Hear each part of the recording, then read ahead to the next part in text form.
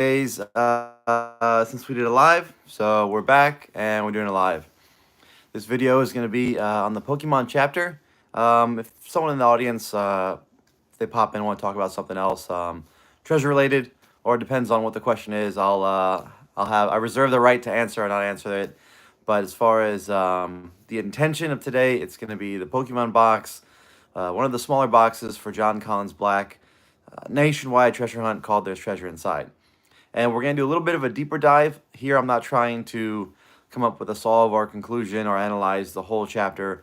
It's more focusing in on a few phrases and words that, hey, mom, a few phrases and words that seem to pop out and cause me to scratch my head a little bit. So we're going to take a closer look. A few of them, actually, I think most of them have been called out by the community at large. I just haven't heard.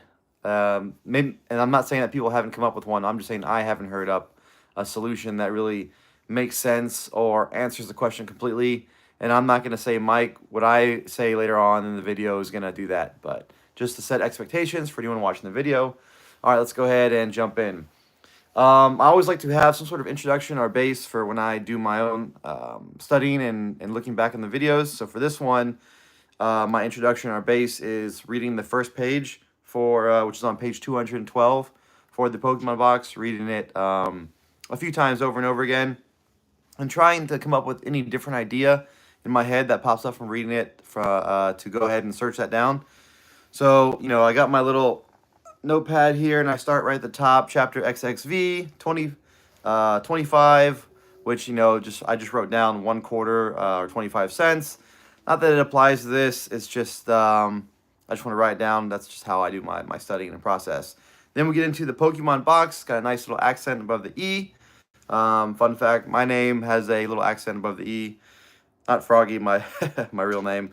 Anyways, looking at Pokemon, I did just a briefest research because Froggy. Hey, thank you. Yeah, I got the little frog shirt going, top collar buttoned because we're buttoned up on this show. We're nothing but professional here. Thanks, TV Cooper. In interviews, he's mentioned that this box is, his exact words are, has Japanese themed puzzles. And so in the back of my head, whenever I look at this chapter, and we're talking about the Pokemon chapter 25, I'm always trying to think, how can I apply it to Japan? All right. Yeah, I'm also very mindful. Anyway, so I did a little bit deeper dive into Pokemon, right? Most people know, it means pocket monster. In Japan, it's Mansuta, which is what they call a Wasia Iego, which is a loan word, which means you use English words, you borrow them to make a Japanese word, all right? So you're using, pocket, and you're using monster to force it into a Japanese word. I thought that was pretty interesting. I thought, hey, maybe if there's another Wasei Eigo in the chapter, that could be a tie-in. The only Japanese word that popped into my mind from just memory is the Netsuke, but Netsuke isn't a Wasei Eigo. It's not a loan word, right? It's two Japanese characters, right? Root and attached, and those aren't English words, right? So it doesn't fall into that same category. So nothing really led there. But what did pop into my mind from that brief little mini dive on that one is the word pocket. Hey, what's up? Hee hee. Hey, what's up, buddy? We're looking for a treasure that's hidden in something, all right? Pokemon is pocket monsters, and Natsuke came about because the Japanese kimono or outfit didn't have a pocket, right? So the whole reason you had the Natsuke was because you didn't have pockets or room to keep your stuff. So you had like a little wooden box with a string and a little knobby ornament, and you put that through your belt sash, and now you had a pocket, an external pocket, I guess. All right. So that was a little mini tie-in. Again, nothing groundbreaking there. Oh, we got someone starting to write in Japanese. There we go. our meal. So again, the frog that he shows them is a Netsuke, which is the little character at the top. Don't worry, we got Mr. Oh, we got a whole bunch of Japanese people here in the chat. But those are the tie-ins there, right? So Netsuke is created because you need an extra pocket. You don't have enough space to carry all your accoutrement, all your stuff. All right. Oh, I don't think that's Japanese there, Vex. We'll do a shout out to Hugh. How about that? Anyways, yeah, so that's a little bit of tie in there with Pocket Monster, Pocket, Pokemon Box. Nothing crazy there. Moving on. So we're gonna get into. Let's shift gears a little bit here. A lot of people have said that there's a lot of AI in this book as a whole. All right, and I agree with the. How do you say frog? Oh, I don't know. I didn't look that up. How do you say frog in Japanese? That'd be interesting to see if it's a wasaego. I don't know. I wouldn't think it would be. I'm sure they would have their own Japanese word. Anyways, what was I gonna say? Notifications. That's probably a person. Well, if it's something legit, we'll find out in 5 minutes when it ends. Anyways, going back to the AI discussion. All right, I agree that there's AI art. You know, I agree with that. I think a lot of people see the AI art in here. As far as AI text, I don't know. Oh, thanks for man with no name for clearing that up. As far as AI text, I haven't really seen too much evidence of it. Again, I don't have the best eye for picking up AI text. I think, passively I can detect it. Now I got a school job. I'm working in history, and some of my students are submitting AI assignments. I think I can tell a little bit more. Anyways, this most recent time when I went through, I see stuff it's either AI or it's definitely intentional clues. All right, and so here's what I mean by that. All right, so the first call out is on page 216. All right.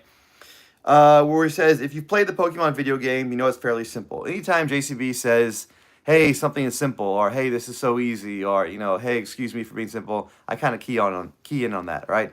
Frog is Kiaru. There we go. Toff putting that in there. And so he says, Pokemon is a video game, and it's fairly simple, which I guess the concept might be simple. Move around the map, throw out monsters, train, battle, but it's very difficult to capture all of them, right? Some of them you need specific steps, especially for the hidden ones, which is Mew. So I think it's kind of, it might be disingenuous to say the game as a whole is simple, but the concept I would agree is simple. Do you think getting the name of the mine is a wrong clue? Meaning the mine from where you find Mew on Cinnabar Island. That is that the mine you're talking about? DB Cooper. But we'll see how he responds to that one to see if that's the right mine he's talking about. But anyways, he says that it's fairly simple. All right, and then he defines what the game is. A player is asked to find a Pokemon, capture it, and then train the Pokemon. Which I don't know if it's been a while since I played through. I've watched in order to refresh my mind some playthroughs of it, but I don't know if the early original games you were exactly asked to capture one. Let's see if I'm trying to remember. It's been a while since I played, but you start out. You moved into your house. You can check your email. The mom says go see the professor.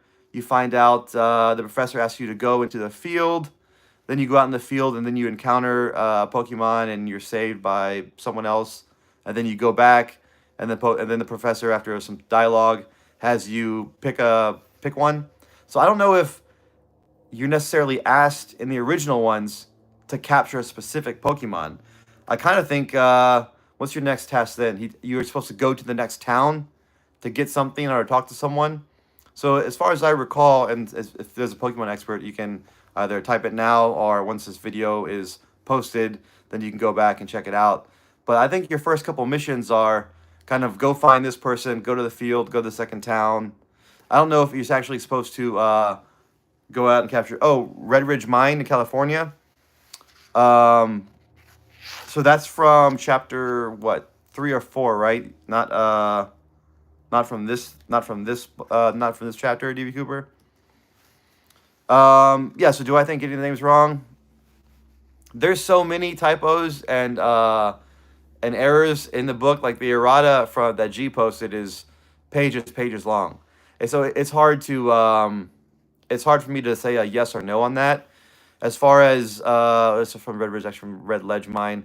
I mean, I can definitely see ridge and ledge being confused if you're using a text-to-type program, which I've heard some authors do when you're trying to get down ideas or get down a lot of content very quickly. You know, instead of, if you're not the fastest typer, which I haven't seen something that where he says anywhere his background where he would develop like extraordinarily fast typing skills. And for a book like this, you wouldn't want to hire someone to dictate or someone to type for you. You'd want to do it on your own and not have another person in there. So something like this, I could definitely see using a text-to-type program. And I mean, I know I kind of slur and butcher my words sometimes. So I could just see when you're typing ridge and when you're typing ledge, I don't see them as being too close together. But when you're saying ridge and saying ledge, I could see that getting mixed up. So I don't want to say definitively yes or no. I would just say if it is a clue, where does that get you? I don't think we're supposed to go to the Red Ridge mine and look around there. That would be too first layer, too simple for me, for my take. Anyways, going back to page 216, all right? So we've got the premise. Hey, he says this Pokemon video game, which the whole chapter is kind of based on a Pokemon theme. And in interviews, he said it's a Japanese-themed chapter with Japanese-themed puzzles. He says it's fairly simple. Now he's going to define to you what simple is. He's going to say the game is a hunt, and the Pokemon characters are treasure. Okay, at first take, that's simple, hunt, treasure. Then he's going to define Pokemon to you. He's going to say a player is asked to find a Pokemon, capture it, and then train the Pokemon to grow and evolve into a stronger, more capable form of itself. So I agree with the second part of that. Prospector Pete, what's going on, man? I agree with the second part of that, capturing it, training it, and growing it, that's definitely part of the game. But I just key in on the first part. You're asked to find a Pokemon. Maybe he's leaning into the treasure thing. He's asking you to find a treasure. You're being asked to find one. I don't know. I definitely keep that in the back of my head. So as I'm moving on, a lot of people talked about, I've talked about the instance early on where he talks about train, right? And so this is the first hint to myself that maybe there's a little bit of AI in the text. Interesting that JCB didn't have time to train him. Yeah. And also interesting enough that he skips the whole level. I mean, for someone who's talking about Pokemon in the game about evolving and growing, which is very core to the game, I mean, you can't go from Froakie to Greninja unless one of the newer games has a model where you skip evolutions. I mean, you completely skip over the Frog Grenadier, which is the second evolution. You need balls to find the Pokemon box. You sure do. You sure do. Anyways, going on that. So that's kind of in the back of my mind also, the missing second evolution. Same with the missing page 90. Is there something I'm supposed to be looking for? I mean, now my list of things to look for is growing, right? I'm looking for the treasure, which is the Pokemon. I'm looking for the second evolution. And I'm also looking for a place where locals turn up from time to time. All right. So going on to this, page 217, I thought about scheduling some training for Froakie. All right. So bear with me for a second. Here's where I first think that maybe there's some AI in here, because when you give AI a prompt, which I'm running under the assumption that he definitely used AI for the photos. So to get the photo the way you want, you work off prompts. You got to give AI a specific prompt, and you work with it and you tailor it to get the desired image that you want. So if you're working with text and you want to get a specific text, or if you want to get, how do I put clues or concepts in a paragraph, and you give AI a prompt, it's going to do its best to use everything in the prompt. That's just how AI works from my very base knowledge.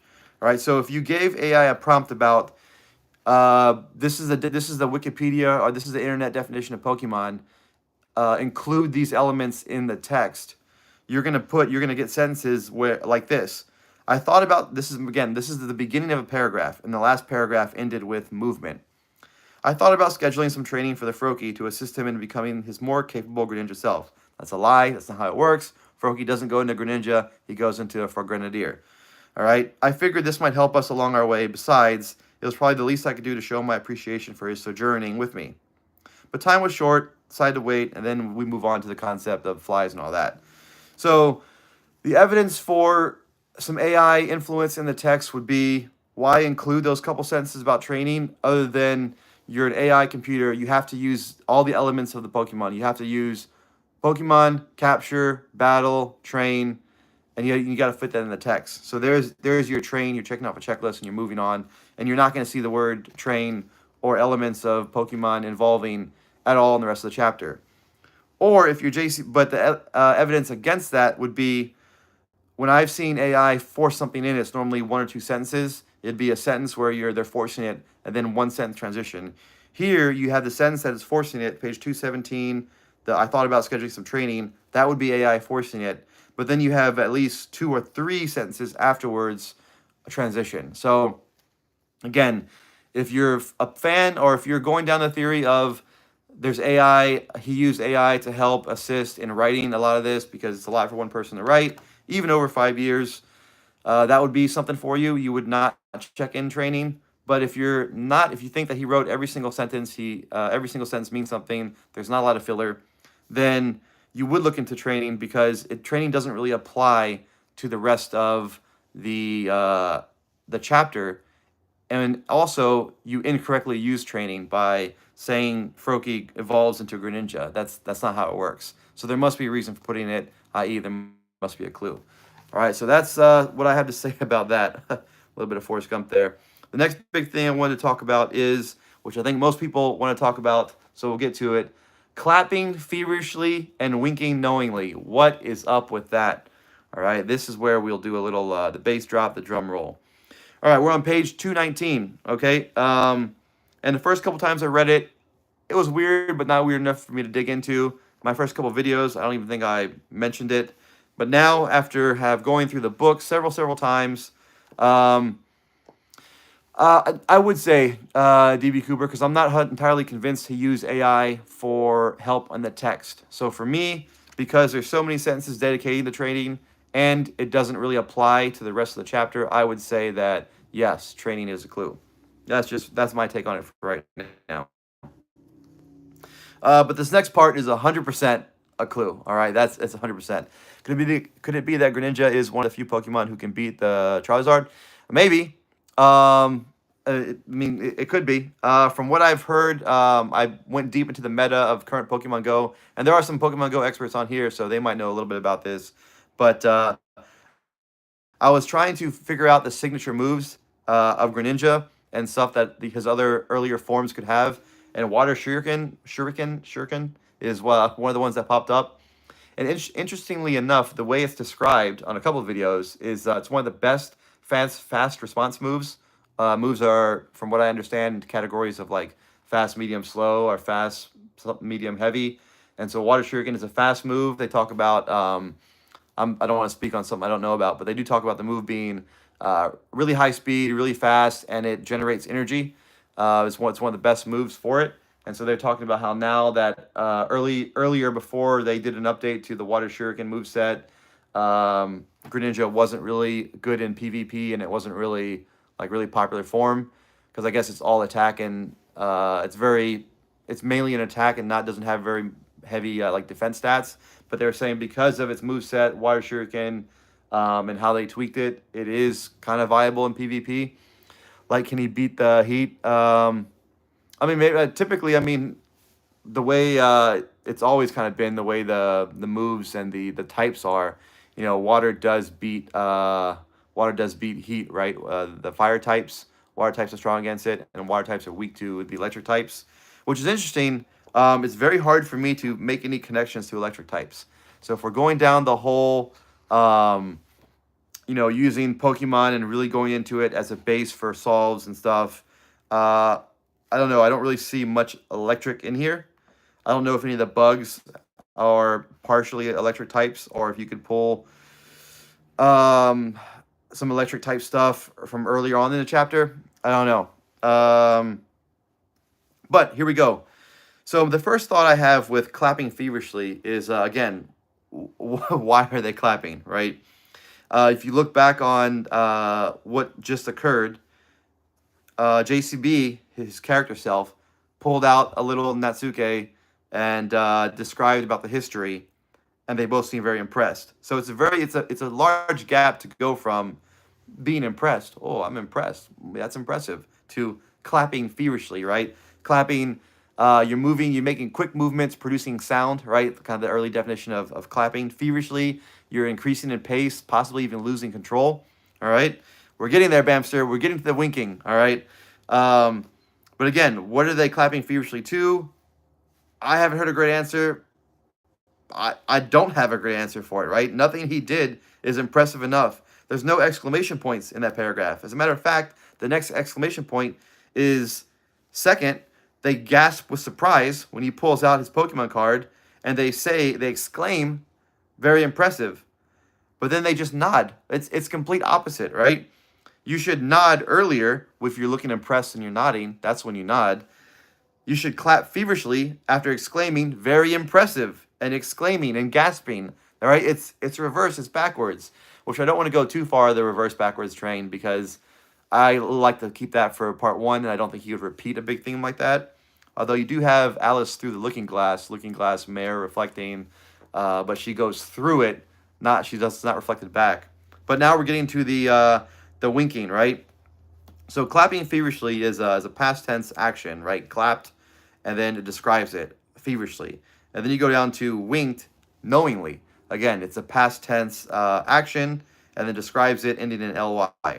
So I went back and said, okay, we have two back-to-back, clap feverishly, wink knowingly. Let's see if we can find earlier. I have not seen the clapping Fabergé frog. If it's a frog that's designed by Fabergé, that could, I would say that might be a clue. Looking back on the dates and looking back who owns it, the history of the provenance of the frog. Looking back in the chapter, I don't see anywhere where there's an action described, an action and then what's the word? Adverb, a verb and an adverb, ending in ly, right? So let's look at page 217. I responded with a smile. If you're following that pattern, you would say, what, I responded grinningly. He nodded in agreement, and off we went. Again, it's an action, but it's nothing describing that action. As we drove, we listened peacefully. But no, we listened to some Coltrane. All right. Bottom of page 217, I smiled and feigned relief. I smiled relievingly. I don't know. It just, there's a lot of places where you could try to fit it where it's a verb, right, a past tense, and then something describing it in ly, and he doesn't use it. So it just sticks out that the only times he uses it, which again, if you look through and you find another place where there's an action and then some word immediately following it and ending in ly, please put that in because I haven't seen that in the story, in the chapter at all. So again, to me, first thing is that it seems reversed, right? You should clap feverishly to him pulling out the Pokemon card, and you should wink knowingly or nod with approval for the first part where he's describing you the British history of Fabergé. So now that we have all agreed that it's weird, what can we take from it? Okay. So what can we take? We can take that it doesn't fit, so it draws our eye to it, right? It doesn't fit, it draws our eye. It's repeated in very short order. It's not like clap feverishly is in one part of the book, and then a couple pages later it's wink knowingly. It's back to back. It's emphasized. If there was a third part, it would be too easy to just zone in on it. So evidence that, hey, it's a clue, but he wanted to kind of make it subtly by having it twice. It sticks out. But it's also vague enough that it doesn't really lead to anything right away. I mean, if you wanted to do the wordplay route, CFWK, I mean, there's no vowels there, so it's hard to fit something in. Winked at me, there's an A, winked at me, so you can put an A in there, and you get whack, you get fack, F-A-C-K, calf. I mean, none of the words really pop up there. I think it could be a grammar clue where you have to, because of the way it's structured, and again, this is my weakest subject, grammar. You could look into what other the tense that is used and how it's described, and see if there's any other places where a pattern is formed. I mean, he gives you evidence of a pattern by the frogs acting completely in a way that they wouldn't normally. And all the other actions the frog makes are everything else the frog does in the story makes sense. It's not like this frog is acting bizarre the whole time, right? He wanders off. Wild animals would do that. He hops on a lily pad. That's what frogs do. He brings in another member of the species. That's what frogs do. I mean, they're helpful. Nothing else Froakie or Greninja or any of the Pokemon does in the chapter act out of place. This is the only time where they act out of place. And I think if you read that sentence or that paragraph to 100 people, 90, 95 are going to agree that's out of place, right? So it's definitely something intentional there. But what does it get? Okay, I hear you, Froggy. You're saying what I'm saying too. And where does it get me? How can I use this for boots on the ground clue? I don't know, man. I don't have anything that leads it right away. Um, it's something to go into. It's something. It's toward the end, right? So it's the last part before they meet the golem. Which, by the way, elder and wise, I'm seeing the key in on, which I haven't heard a lot of people talk about. He doesn't just bring in indie Greninja. He brings in an elder Greninja. Okay, that's not too out of the pocket. I mean, Elder would know all the areas around, so that's why Froakie would bring it. Again, it makes sense. You have a guy walking through the woods looking for a place to hide the treasure, so the Froakie goes off and brings someone really experienced, an Elder Greninja. And the Elder Greninja introduces him to a Wise Golem. All right, so Elder and Wise, I think there's something there. It's not as in your face as the clapping feverishly.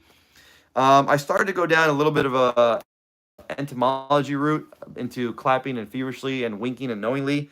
All right, so clapping is an action that's going to make some sound.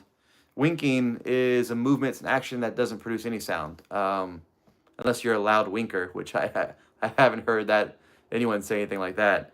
And feverishly and knowingly are kind of opposites. Feverishly describes increasing pace, a rapid pace, really fast, almost out of control. Knowingly is a very calm. It's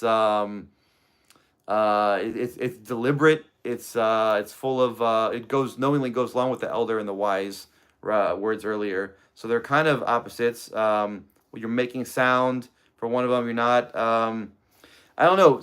I first thought with all the water elements. Okay, so if you had to like force me, hey, 30 minutes coming up. Let's end the live show. What's your final take? Give us a take on clapping feverishly and winking knowingly. I'm gonna say it's a sound based clue. It's you're gonna look in an area. Something's gonna produce a clapping sound. What would produce a clapping sound? I mean, water over rocks, water through waterfall is not a clapping sound, unless something's interrupting it. I'm thinking maybe it's you're looking for an area that's not too far from something man-made. I mean, highways don't produce clapping sounds. Even trucks like downshifting down. It's not I wouldn't say it's a clapping sound. Clapping would be short, choppy, even if it's speeding up. And stuff that's man-made that speeds up. I mean, it's either going to speed up and stop, or it's going to be a rotating element of speeding up, stopping, speeding up, stopping, speeding up, stopping. So again, that's maybe that's the clue. You've got to figure out a man-made element, which again, it's not too far out of the woods, right? This is all I can think of is that there's a park with a stage. I mean, there is a locals turning up does play into that. And so here's the part with locals turning up is that the Pokemon box, I think, is one of the boxes that's not crazy far out in the wilderness, because a lot of the clues for the other boxes, they can kind of be in an area without too populated. All right, other than the Fen box, I think that's not too far from where people would be due to the campground clue. But for this clue, being that there's a place where locals turn up from time to time, you're gonna have some traffic, all right, and that's what I'm operating off right now. Elder Golem tells us rocks with moss on them, but I haven't found an equal clue to Elder Greninja, possibly something entirely. Yeah, I do like that. I do like the moss thing, rocks with moss. That could bring you a little bit farther north in your search areas.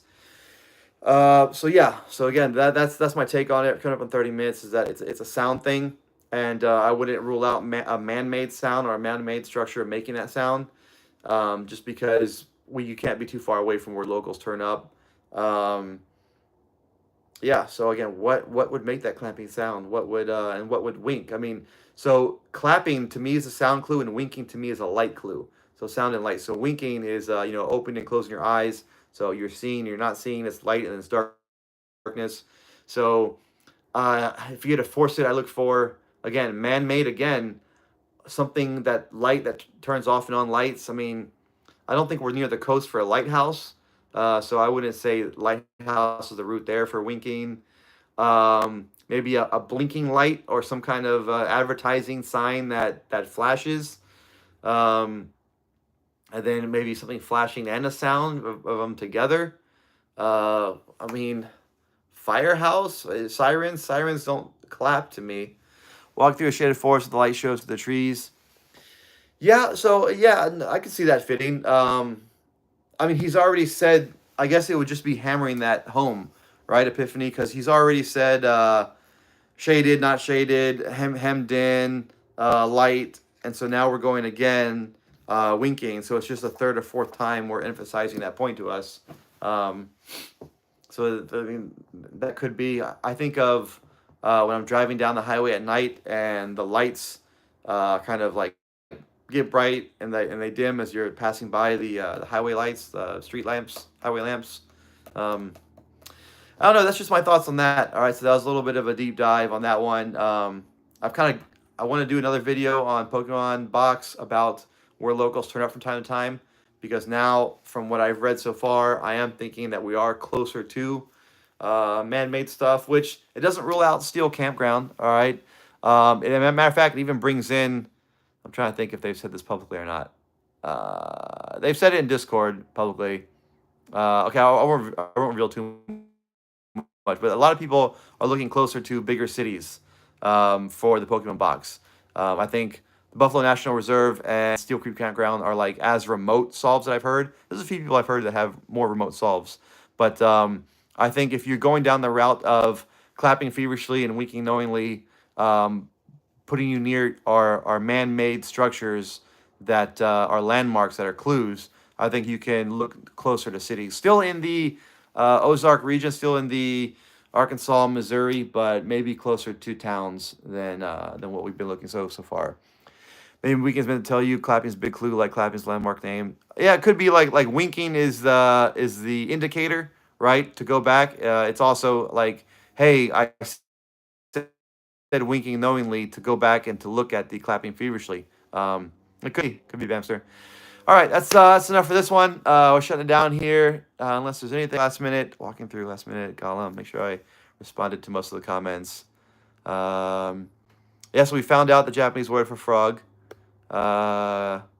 Keiru, which water beats fire often in Pokemon box.